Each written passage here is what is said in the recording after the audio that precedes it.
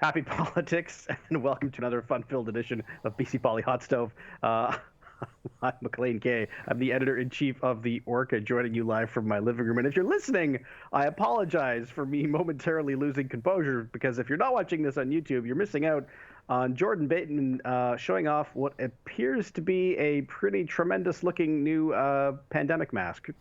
Namaste, Maclean. It is I, Jordan Bateman, VP Communications, the Independent Contractors Business Association. And last week, right after we went off the air, a delivery arrived for me here at the ICBA World Headquarters on the 7th floor of Metro Tower 3 in Burnaby.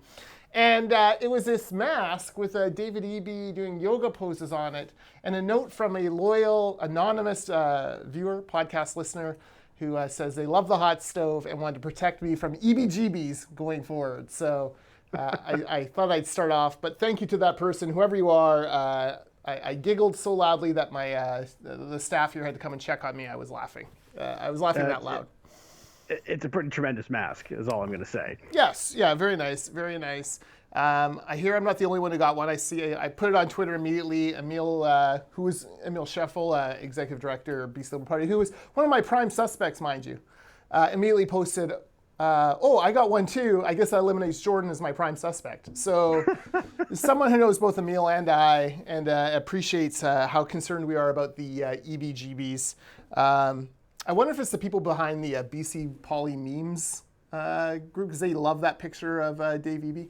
But whoever you are, thank you. It has a treasured place in my office next to my Coleman Country scarf, my Kevin Falcon for BC Liberal leader buttons, and other my ICBC Monopoly. Exactly. Speaking of swag this year. Exactly, and other random items. So thank you for that. That's great. In any other week, I think that mask would be the runaway story of the week. But it is not any other week. Jordan, Canada does not have a finance minister. We don't have a budget, but we also don't have a finance minister. And we're about to prorogue. We're not going to have a House of Commons either. That's true. What a week. It started it's only Tuesday. I was going to say it started so long ago on the weekend. With stories appearing in the Globe and Mail from unnamed Liberal officials. Those are the favorite kind of sources for the Globe and Mail these days, unnamed Liberal officials close to the PMO, who just started slagging Bill Morneau. Now, look, Bill Morneau had lots to be slagged about, mainly around the We Charity, mainly around not realizing he hadn't paid $41,000 for a vacation. Those are bad looks.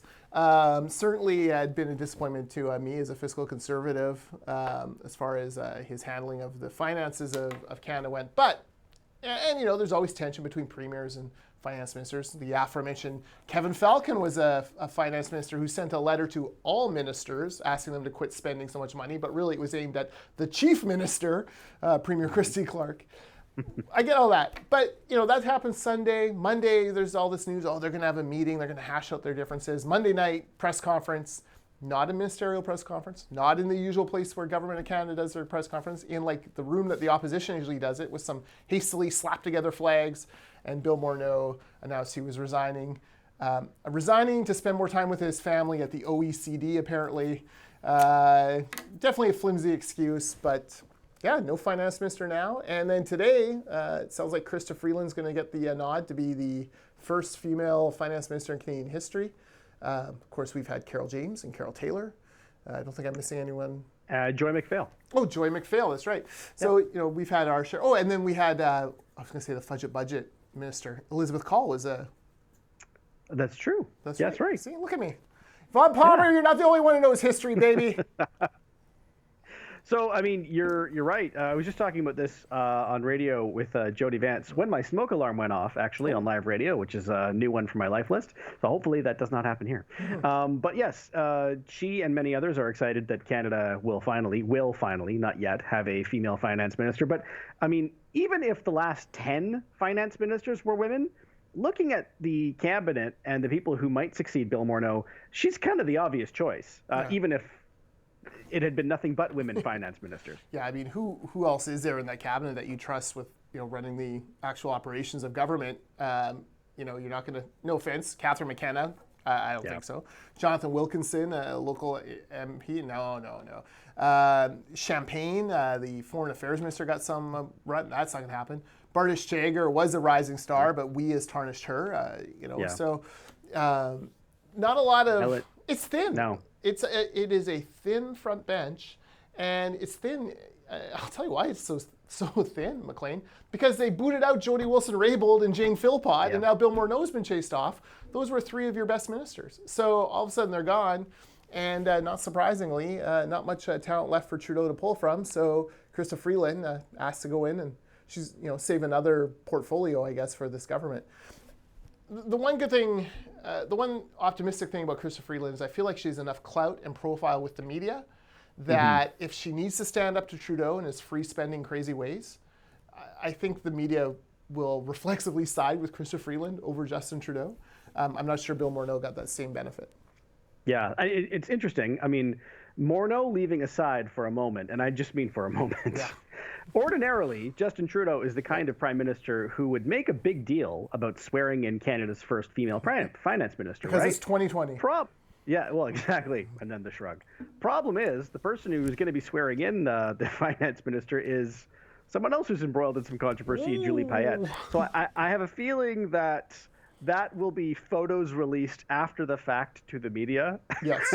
And not a live look at us event. Just a guess. Yes, and I bet you it's her hand on the Bible or whatever she'll swear in on, and pictures of her and Trudeau, and probably none of Governor General Payette in that.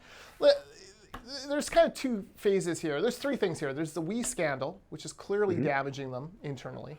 There's got to be less confidence in the Prime Minister than ever before in that caucus. I don't care what anyone says. And even if Morneau's not a popular figure in caucus, the perception was he was the grown-up in the room. The grown-up is gone. Dad's gone, and now the kid is running the place, and that's going to be scary for a lot of folks. So you have the WE scandal still burgeoning. You have Chrystia Freeland now, who is managing the relationship with the United States, managing the relationship with all the provinces, somehow became Doug Ford's favorite cabinet minister, and then is also now going to run the finances. And she's deputy prime minister.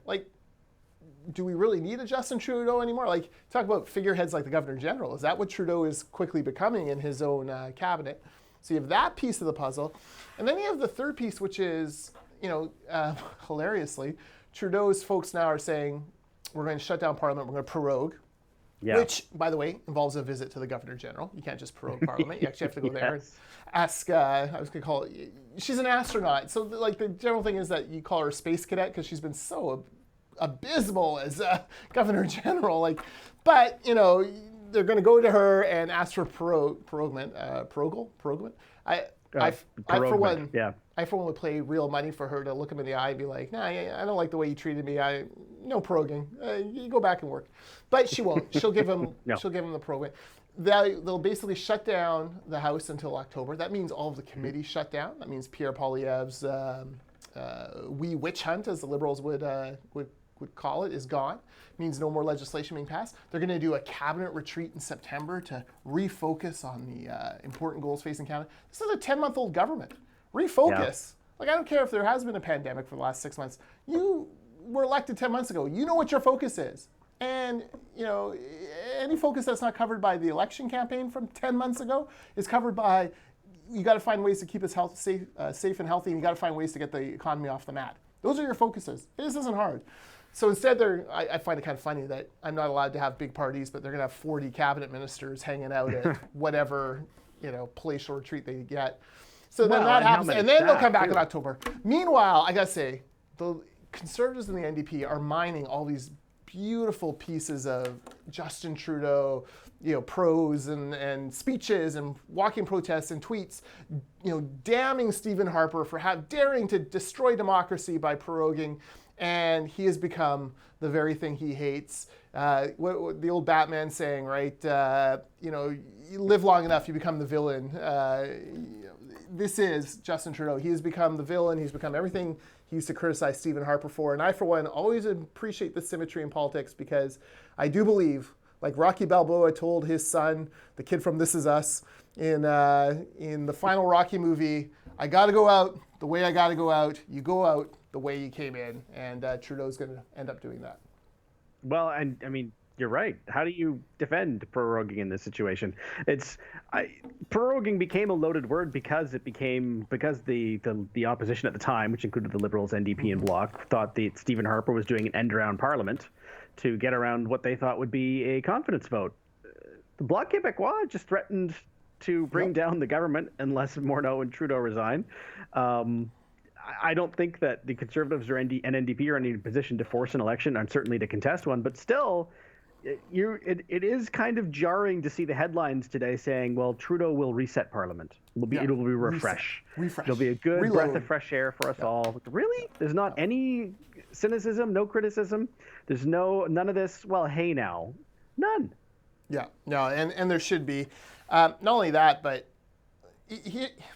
I think it's a strategic mistake for Trudeau on three levels. Everyone exposes him as the complete, utter hypocrite he is.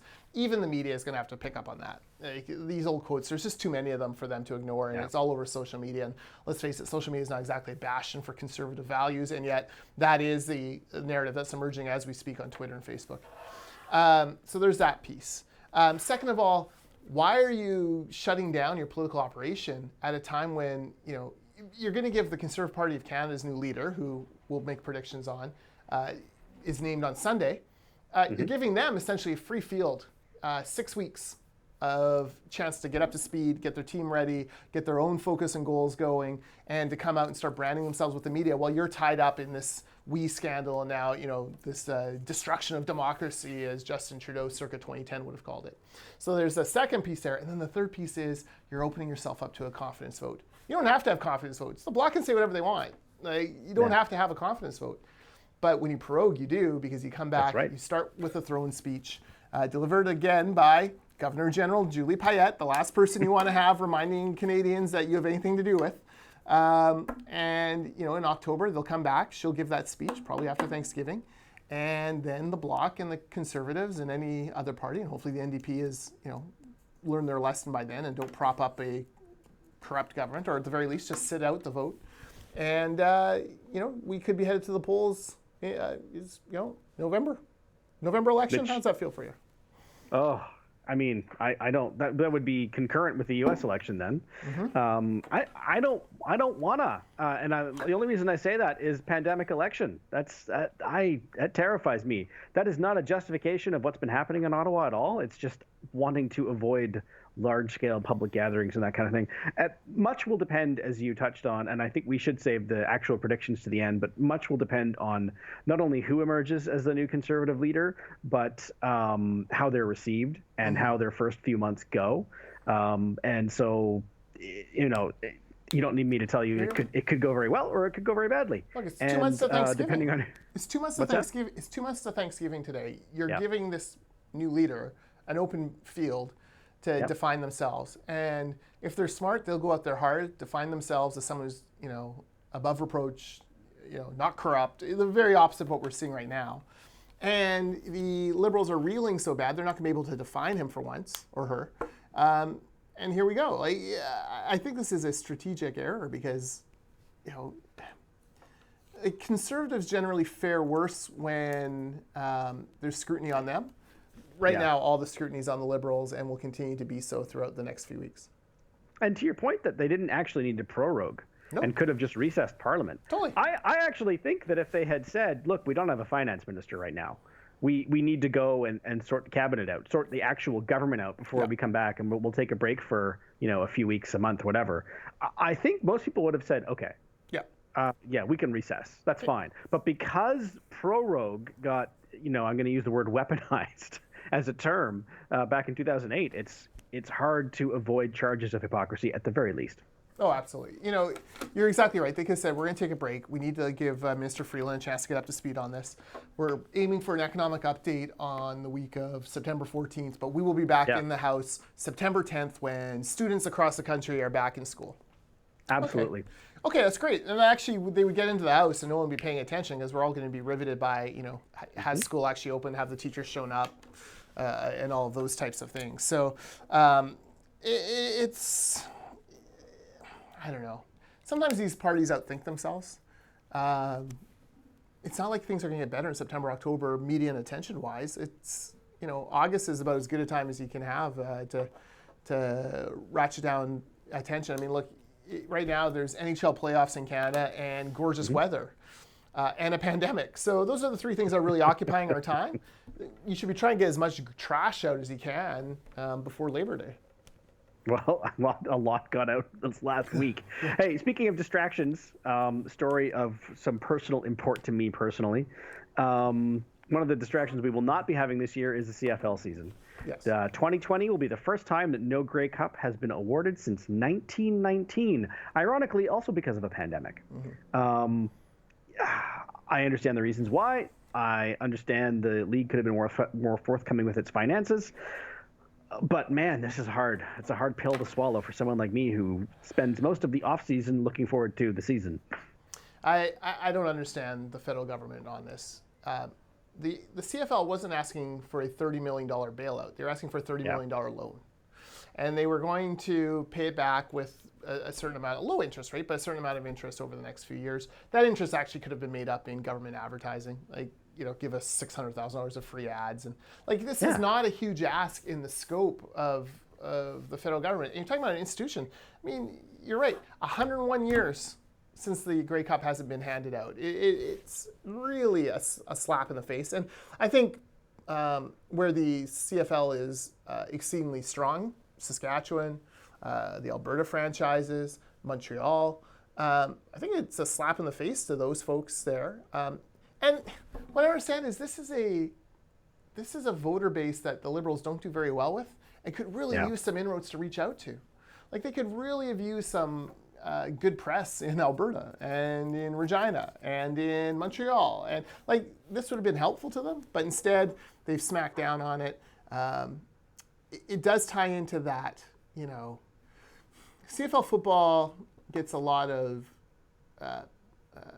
there's a lot of looking down your nose at CFL football. Oh, it's not as good as the NFL, and it's, it's for, here in BC, it's for, people from Surrey and Langley and Abbotsford. It's not for us, fancy millennial latte sippers in Yaletown. We prefer our white caps, not the BC. Like, you get a lot of that kind of elitist looking down your nose at it. But football's a blue-collar sport, and it's beloved by the people, by its fans. And there are, look at the Grey Cup ratings every year. There are millions of fans across the country who love their CFL football. And, sure, cut the season down to 10 games. Heck, cut it down to 8. Play each division rival twice, and go to the playoffs. Like, that would all have been fine. But instead, there was just no movement from the federal government at a time where they're handing out money left, right, and center to. Well, that's $30 million. $30 million. They're just more in fraud on CERB than $30 million. Like, it's crazy. In any other season, the CFL asking for $30 million would rightfully raise eyebrows. But right now, at the risk of destroying our fiscal conservative credentials here, $30 million is a drop in a drop of a bucket. And it's sad. It's because you're exactly right. I mean, you mentioned Grey Cup ratings. It's not just Grey Cup ratings. One of the myths about the CFL is because it does have very real problems filling stadiums in Vancouver and Toronto, less so everywhere else. We ignore the fact that it actually is extremely robust on things like TV ratings. It's weak in a lot of the areas the Liberals are strong in. You mentioned geography, but not just there. The CFL is weak in things like social media and merch and things like that. And that's why sometimes that we look down our nose at it. But in terms of butts and seats and in terms of TV ratings, it is a proven draw. And I think if I was the federal government, I know that a guaranteed all-Canadian Grey Cup, because we don't have any American teams, and the Grey Cup game would have been a nice sort of Canada come together moment in a way more so than, I don't know, a Las Vegas or Vegas Golden Knights versus Tampa Bay Lightning Stanley Cup Finals in Toronto would be. I mean, we'll all watch, but it's not the same thing, is it? No, you're exactly right. You're exactly right. And it would have been such easy press for them. I mean, they could have been there for the presentation of the trophy. Prime Minister Trudeau, getting praise from the commentators and the players, and like they all would have tipped the hat, right? But instead, they've squandered that opportunity, and it just comes down to this sense that the federal Liberals are so disconnected from real Canadians, everyday Canadians, prairie Canadians, blue-collar Canadians, and it just adds to that narrative. And, it's kind of hard to argue against it. This is a government that just lost a finance minister who stroked a $41,000 vacation check after he realized he hadn't been invoiced for it for 3 years. That's not real life. That does not emulate my life, Maclean. It does not emulate the life of the unfortunately, the folks doing potash in Saskatchewan or working the oil patch in Fort Mac. But here was a chance to actually reach across the divide and say, hey, this is an important piece of Canadian heritage. What frustrates me too is the CFL has come such a long way. They were a big leader in the diversity campaign around 2015. Yeah. They did, that great T-shirt with from A to Z, all the different players' names with all the different nationalities and backgrounds. Those were really, diversity is our strength, I think was the tagline, which is taken from the Trudeau campaign. They come a long way, and instead of being recognized for that and being helped, they're being punished, and it's a darn shame. So much smaller scale. For 30 years, we've had an ICBA Open Golf Tournament. We had to cancel it this year. So I have the trophy in my office, and I'm like, I didn't want to have a blank space for the 31st year. So we just had a little mini golf tournament here at the ICBA office.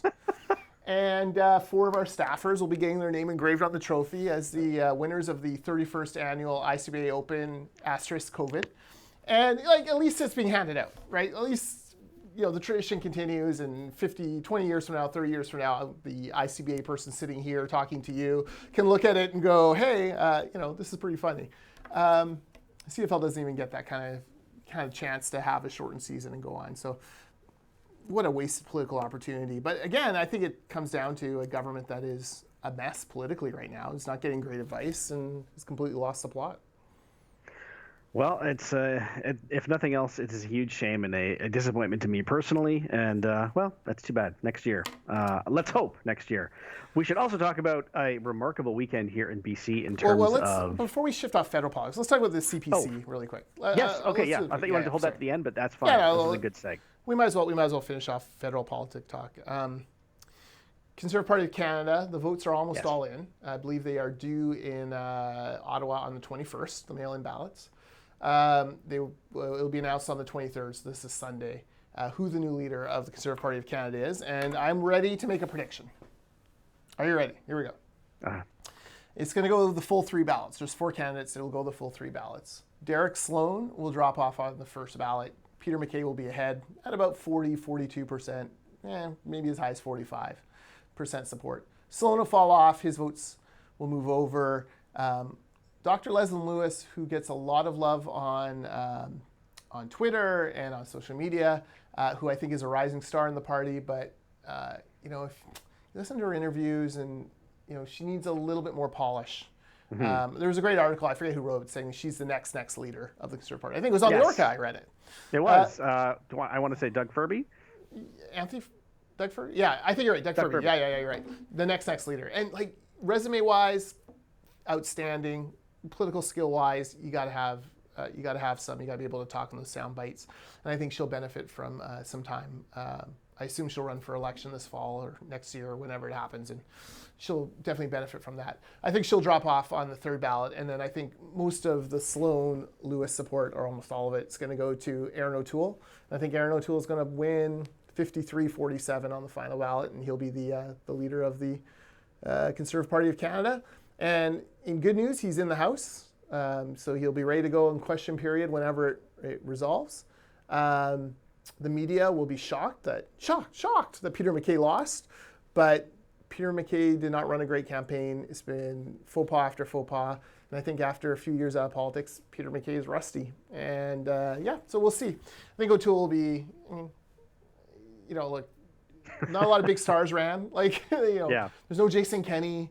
There's no Lisa Raitt. There's no Rona Ambrose. There's, none of those folks ran. There's no, Candice Bergen or Michelle Rempel would have been really interesting. Mm-hmm. There's none of those stars, the Garnet geniuses. There's none of that generation either running. So you're missing that kind of group. But, of the 4, Maclean, I'm a Conservative Party of Canada member. I'm one of the 250,000 or so who get to make this choice. I did rank O'Toole as number one on my ballot. Oh, really? Okay. Yep. Well, I can't argue with your analysis of how it's all going to go down. I suppose I should take Peter MacKay just for the sake of us having different people. But I can't argue with the way you're breaking down the ballots. I think that if Peter MacKay is going to win, he'd have to do it sort of on the first ballot. He'd have to, like, you know, you said, is it 50% on a ballot makes you the leader? 50%. So I think he needs either win on the first ballot or be so high that that some people drop off who didn't mark his second choice. That's his chance. I don't see his vote growing.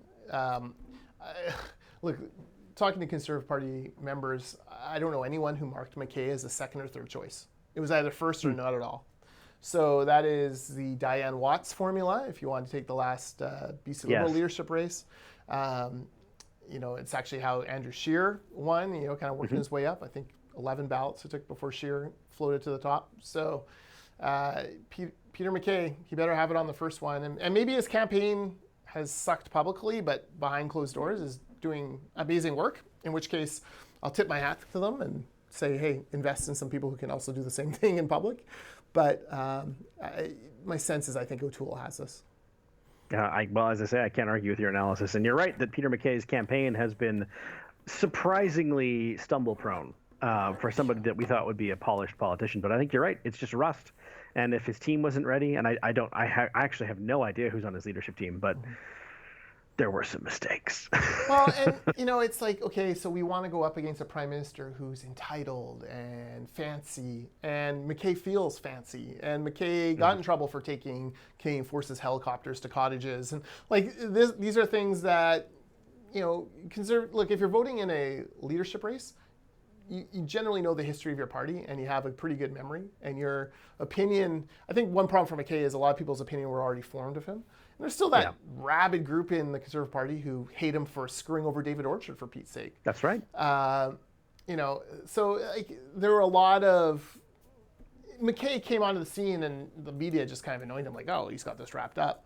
But there's not that same love within the party as there is amongst some quarters in the media. Well, and look, it doesn't really matter. Once the Conservative Party leader gets picked, the media turn on them anyways. And you know. We will see by, you said 21st we'll know, or that's when the ballots are? Sunday, we will know, 23rd. Yeah. Sunday. Also, I don't know about doing it on a Sunday. I mean, is that the best time to announce? I don't know. I mean, during a pandemic, does it make a difference? But yes, you're probably right. There are no weekends anymore. Point well taken. Speaking of Sunday, that's a terrible seg, but over the weekend, BC had what the health minister called a tale of two pandemics. We had the highest single-day case count since the public health emergency was called. I think it was 236 over 3 days. However, now this is obviously a bad thing. However, there are 4 people in the province in the hospital with COVID-19. 4. Yep. It's confusing, isn't it? I mean, it's the explanation is that it's the people who are getting infected tend to be younger, who tend to have lower, less symptoms, milder cases, but still 4 people in the hospital. Yeah, it's interesting, isn't it? Right? Like, and there's kind of, you talk about split narratives, there's kind of 2 narratives forming in BC on this. There's the, I don't want to say Corona Karens because it's not. It's legitimate to be concerned about the rising case count.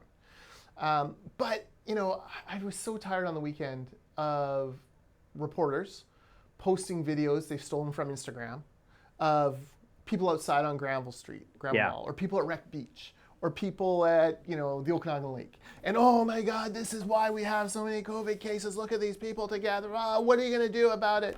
And I'm even sicker of people wasting Dr. Bonnie's time over and over and over again in these friggin' briefings.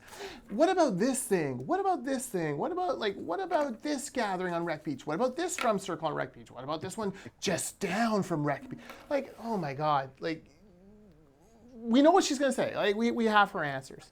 So you have that. And at the same time, there's 4 hospitalizations in a province of 5 million people. There's probably more people in hospital from bad reactions to bee stings right now than there are to a global pandemic. So clearly we're doing something right still in British Columbia. And I guess go back to the very beginning of this, flattening the curve was not about preventing British Columbians from contracting COVID.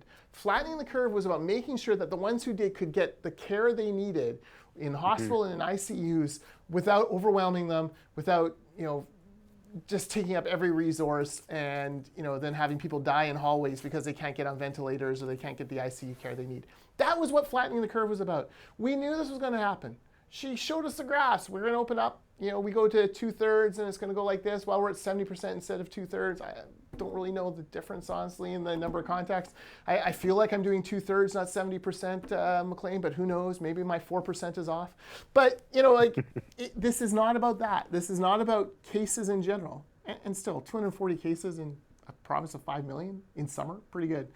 But, it is about those hospitalizations. And, I know Mike Farnworth is coming out this week and he's going to have strict punishments for gatherings. Certainly indoor gatherings need to be taken a look at. That's where this spreads. This doesn't seem to be spreading in protests or on the beach or in the park. But at the same time, I don't really want to see crowds of 150 people on beaches either. So I don't know. No, well, it's like anything else. There's nuance. There's a middle path there. It's not either or. Mm-hmm. The evidence does seem to be that all things being equal, indoor is more dangerous than outdoor, and that all things being equal, fewer people is better than lots of people. But that said, I was at a beach on the weekend, and it wasn't exactly crowded. It was not that hard to maintain physical distancing, but it was safe, according to both my own common sense, but also just, the numbers that we've seen. People not shouting in each other's faces is fine, as long as you're outside.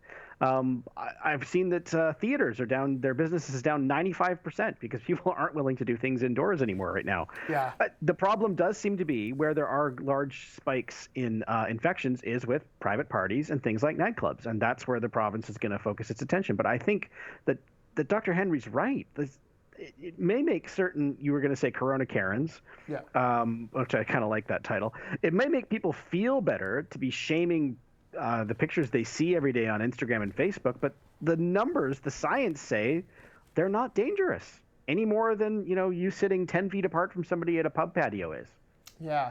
It's funny because our church reopened for evening worship services, and it's not a huge room, it's a big room, and they have less than 50 people in the whole building, and they showed us some pictures, and there's kind of like 2 over here and 2 over there, and they're clearly all spaced out. And I was going to flip a note to my pastor today and be like, why don't you just do this outside? Like, just even taking that extra step would be helpful, right? Like, I know, just take it outside, set up some amps somewhere. Like, there's got to be someone in our church with a big enough acreage or backyard where you could have a little service like that and still keep it to 50 people and spaced out. There is that thing about going inside that is it's a hard thing to get around. I think it's going to get easier once people return to offices. I think it's going to get easier once people send their kids to school. These things can be done safely. We talked about my EB mask. We could also use the Plecus plexiglass if you're looking for other BC Poly branding. Daryl Plecus, launch your own Plecus glass. I'm sure there's some staffers in the Ledge who would love to have some Plecus glass between them and the speaker. But nonetheless, probably a few politicians as well. But nonetheless, I've been too clever by half and I've forgotten it. There was a picture from Woodstock.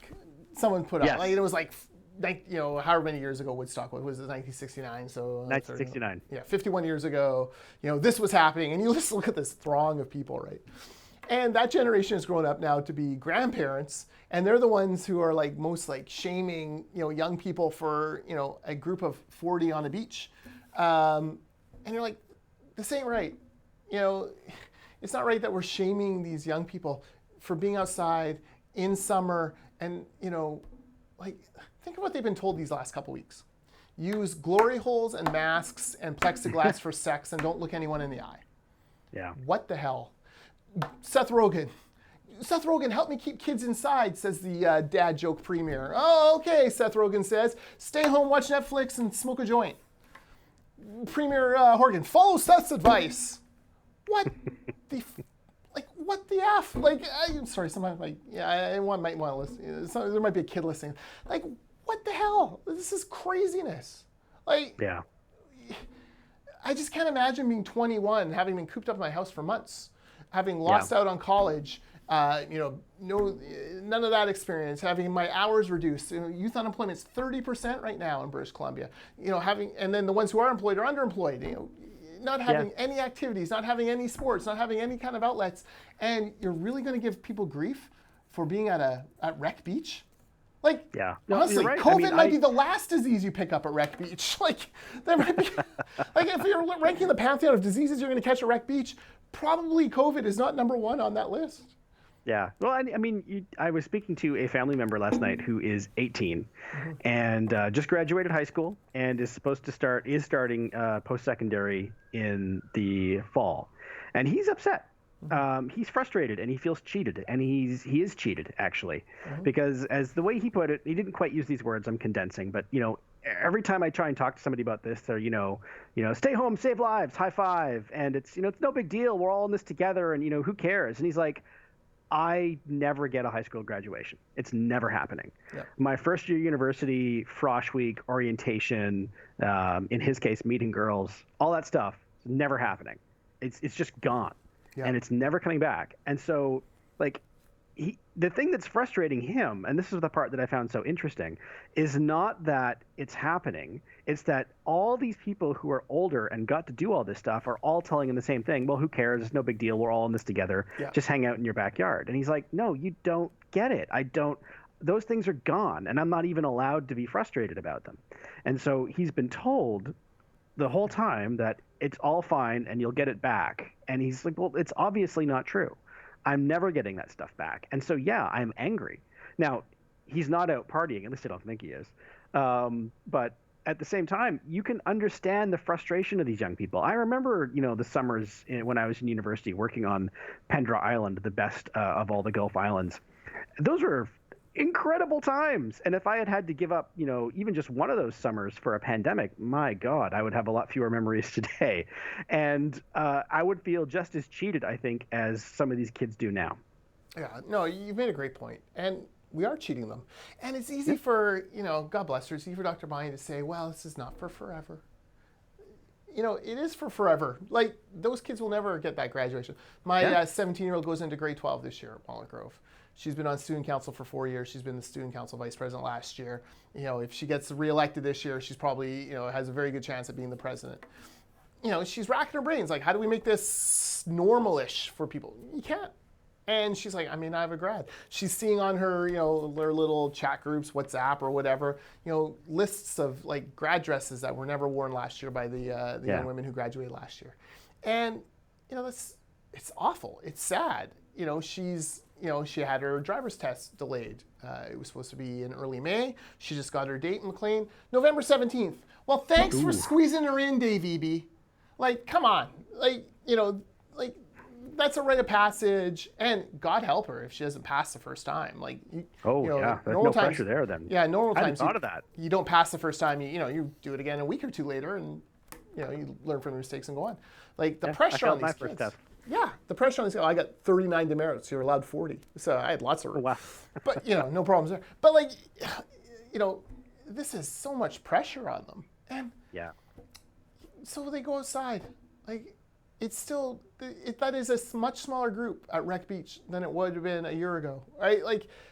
Let's take advantage. Let's commend these kids for hanging in there as long as they have, and encourage them to make smart decisions. And remember the focus. The focus isn't, zero infections. The focus is as few people in hospitals as possible so we don't overwhelm the doctors and nurses. Yeah. Do you think that in BC, and I think especially in BC, we kind of talked ourselves into thinking that flattening the curve meant eradicating it? And that if we all just stayed home for a month or two, it's going to be gone. Yeah. And it'll stay outside the borders, and that's going to be the end of it. And because you're right, you're 100% right. They said at the time it's about making sure it's not about flattening. Flattening the curve is not about eliminating the disease. We can't do that. It's about if we all get it, we don't all get it at once. Yeah. And so that the health system can accommodate us and treat those who require care. But along the way, we've kind of lost that and said, well, wait a minute, how come there are still people getting it? I thought we beat this. That was never promised. No, and I think Jody and I were having this conversation on Twitter last weekend when the numbers first started to spike a little bit. It's not like the Walking Dead disease, zombie disease, where as soon as you die, you turn into a zombie and you can infect other people. We're not all carriers of this. Yeah. But, and so it's not like the Walking Dead disease, but it is like a little bit like the Walking Dead disease in the fact that you just don't know when it's going to pop up. Like, it just kind of comes from nowhere, right? New Zealand locks down. They go 100 days without a new case or something crazy like that. Yeah. And it's eradicated. No, they've got, a dozen cases now and it's, popped back up. Vancouver Island, they go days and weeks without cases and then it pops back up. And you just can't, if the measure's going to be zero infections, if we're going to put all of our lives on hold until we have zero infections, you're asking too much and you can never reach that goal. It's funny to see the media narratives now, right? Because we're in the middle of Democratic National Convention, and my condolences to anyone who's watching either convention on these days. Don't bother, but you have Andrew Cuomo coming out as a hero, being great speech about how they've controlled COVID in New York. They beat COVID in New York. Maclean, they freaking had more deaths in New York than most countries around the world. Like, I think maybe fourth or fifth. He sent sick people back into long-term care home and damned hundreds of people to death from this disease, right? Now, the good thing is New York has some of the best medical facilities in the world, whether we want to like the healthcare system that powers them or not. So a lot of lessons were learned that have gone across the country and helped doctors in places like British Columbia deal with, what to do when they're infected. But, there's still COVID in New York now. It's not like they've eradicated it, but, he's a hero. Well, a lot of the narratives have got to start to change. Like, I know the media is anti-Trump, but it's okay to also be like holding Cuomo to account at the same time. They're not polar opposites. You look at the narrative around Sweden. Remember when Sweden had a higher rate than Denmark and a higher rate than its neighbor? Oh my God, Sweden, what are you doing? You're not closing down. Your health officials have made a horrible mistake. Sweden now has a lower rate than Denmark and these other countries, right? Like, you can't control this thing. Like, I'm a little bit flabbergasted by the whole premise that we can somehow eradicate this. We can't eradicate it until there's a vaccine, and even then, it'll spread out from time to time. It's just so grossly unfair to young people, to kids. And, people are like, well, young people can get deathly ill from it too. Yeah, but I think most young people look at the risk, or like, let's be honest, the risk is far lower to them. And,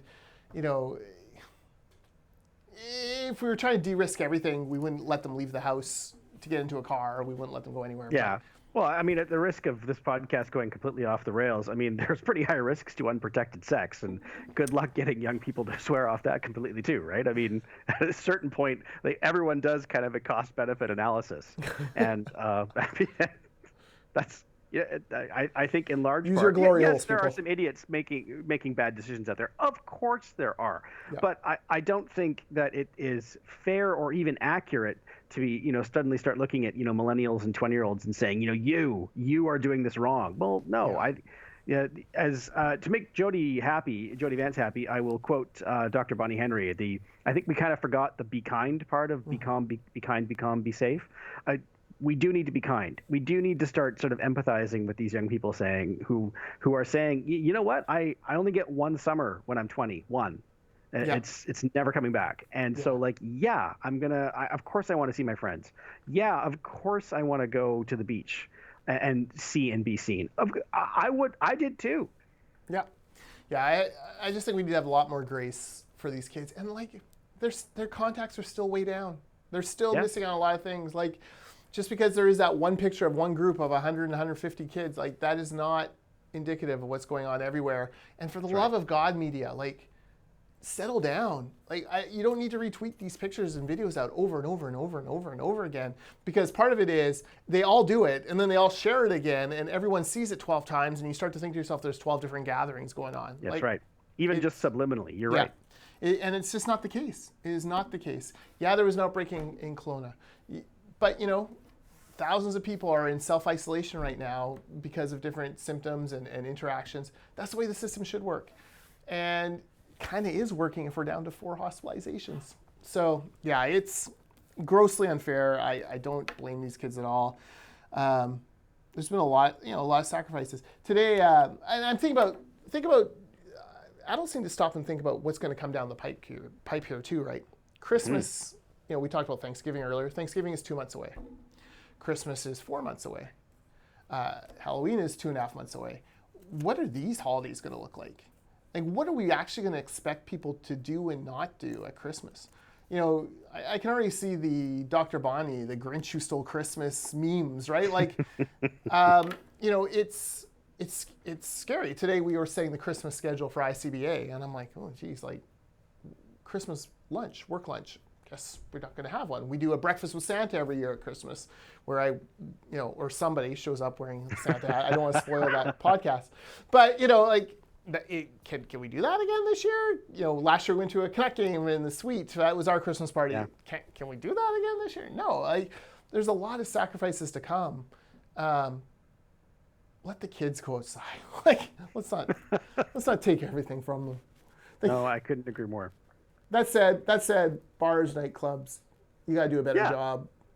Strip clubs, apparently, you got to do a better job. Wear your EB masks, and I don't know. There's a market for those. I think maybe especially at the strip club scene. We'll see. I don't think we could possibly top that. Is there anything else you want to add on? No, we didn't talk a lot about BC politics. Obviously, the session is over. I thought Wilkinson, roughed up Horgan pretty good on estimates. It's very clear that Horgan will loathe and hate every debate he has to have against Wilkinson in the next campaign. But I think we already knew that from the prop rep debate.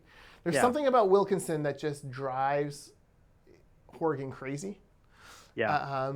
And we all know Angry John, Hulk Horgan is not someone that his handlers want to see emerge. So, you actually make a really good point, and I do want to grab onto that for a second. In that, if you read just the media and you're not watching the House every day, it's easy to think that. And they have made some mistakes. Not everything has been roses, obviously, but there's a lot of criticism of Andrew Wilkinson not getting a lot of traction as the leader of the opposition. No one ever gets traction as the leader of the opposition. I would argue it's almost especially impossible in a pandemic when you are intentionally holding some of your horses back. But you're right. There is something about Wilkinson that gets under Horgan's skin. You put it very well. And I think part of it is the tone that Horgan doesn't like. I think it's pretty obvious that Horgan just doesn't like him. But Wilkinson is an underrated debater, and one of the things I've noticed that he's actually fairly good at is he's actually pretty good at pivoting tone. He's good at going from, I'm on the attack here, and you're wrong about this, and you've done a terrible job, to you saw him get choked up at one point talking about the pandemic, and he's actually kind of able to wrong foot Horgan a little bit there. Mm-hmm. Because you're right. I think you're quite right to bring up the prop rep debate, which has been fallen into the memory hole. But he won that debate. The numbers showed that pretty clearly. And so it will be very interesting to see how that plays out in a provincial election, where if we do have a provincial election before there's a vaccine, which seems increasingly likely, more weight than usual will be placed on the debates because there will be less local campaigning, and more people, I think, will make their decision based on those debates. They won't be, the be all end all, but they'll be more crucial than usual. And so it is at least interesting to watch. Yeah, and look, you don't have as many TV options in the fall. I mean, scripted TV isn't going to be back, and so there'll be more eyeballs just because, some fresh content. Here we go. Horgan hates Wilkinson for a few reasons. First of all, Wilkinson is a smart guy. Horgan considers himself smart, but it's that if you listen to Horgan talk about his high school experience, he clearly felt inferior in the classroom setting. He's talked about it a few times. He struggled in school, and Wilkinson's the guy who school came easy to, right? Wilkinson's a lawyer. He knows how to get under people's skin. It was his job, right? Wilkinson is a details guy. Horgan is not a detail guy. Horgan could not explain David Eby's 3 crazy systems. Wilkinson knew no one could explain Eby's crazy 3 systems, certainly not John Horgan, and he needled him throughout that prop right debate on it. And Wilkinson will be up to date on all the files. Horgan will not. I think the NDP would be crazy to do an election this fall because Horgan's strength is being among people. That's where he gets life from. He's he fancies himself a bit of a populist, although with proper NDP ideology. But he gets life from being around people and campaigning that way. Wilkinson does not. Wilkinson's a bit of an introvert, I think it's fair to say. can come off a little bit aloof in some settings. But aloof is good on Zoom. Like aloof works. Like that's kind of okay. Whereas for Horgan, he needs the interaction with people. Like he's not going to be great just talking into a screen. That just, you can't get that kind of personal connection going, right? So that's why I'm a little skeptical about a fall election, because I think it just plays into Wilkinson's strength. I'll give you another reason why I'm skeptical on a fall election. I think any election during a pandemic is going to have a big mail-in ballot component. Yes. Mail-in ballots favor the side with more support among homeowners and older people. Yes. BC Liberal support among homeowners and older people is stronger. And it's simply because, you buy a home, usually you're there for a few years because you're trying to pay down your mortgage. So you don't move as much. Whereas, if you're renting, you kind of move from place to place. Does your ballot catch up with you? There's some work you have to do to get one. Take it from a guy who won a mail-in ballot on, the TransLink tax debate. When they went to mail-in, that was the single biggest mistake that group made in setting up that thing. Same with Prop Rep. It was... I was rereading some Prop Rep coverage the other day. The final polls showed basically a dead heat between Prop Rep and non-Prop Rep. Prop Rep got blown away, lost by 20-something points. It wasn't even close. And it's because those homeowners came out to vote, and the older folks came out to vote, and the younger folks who have 10 reasons not to like the NDP, read my piece on the Orca, and the renters did not come out in the same force. So all that to say, you're absolutely right. No one looks like a premier until they are a premier. John Horgan didn't look like a premier until he became the premier. Christy Clark didn't look like a premier until she became the premier. Gordon Campbell looked like a disaster as an opposition leader, lost an election until he became the premier. It just doesn't happen. Glenn Clark didn't look like a premier until he was a premier. So, and conversely, how many premiers in waiting have turned out first of all, not to be premiers, and for whatever reason, but people that have been anointed as that's the person in waiting, that's the successor, that's the Dauphin. They usually don't. Yeah. Well, we all remember the reigns of Premier Jenny Kwan and Premier Joy McPhail, and Premier Kevin Falcon and Premier Rich Coleman and Premier, Colin Hanson. Premier Colin Hanson, and been so many great premiers, right? No, you're exactly right, and I'm quite confident we can add Premier David Eby to that list. So there you go, prediction. David Eby will never be Premier of British Columbia. Time code it. It's going to be a freezing cold take. I can feel it already. August 18th, shortly before Never noon. be elected Premier. I was just that. Dang. Okay. Okay. Right. I'm going to give you that one, although technically I should not. Okay. Anyways, freezing cold takes. Twitter will be all over me for this at some point down the road. But anyways, that's just to say, I don't think it's as dire as they think, and I don't think the NDP are going this fall because systemically, why would you? It's bad enough to do it during a pandemic. The media clearly aren't on board for a pandemic election. I don't think the public is either. I think they wait until spring. And especially if there is a federal election this fall, where they'd be both fighting the resentment for having to do an unnecessary election, but also the resentment of it getting blown out in terms of coverage by the national one. I don't see it happening. I know they were tempted. I know they had the talks, and fair enough. Political staffers are going to do their jobs, but I agree with you. I don't see it happening. Awesome. All right, good. All right. I'll clear my fall calendar then, and I've got lots of time on my hands. And speaking of clearing your calendar, are you here next week? I am here. He says, yeah, I am. I am here next week. Okay, excellent. So we will see you next week. Until then, you can find us on Spotify, Google Play, iTunes, on YouTube, and of course the mothership at theorca.ca. I am at Maclean K. He is at Jordan Bateman. He has a much better mask than I do. And this has been BC Poly Hot Stove. Happy politics.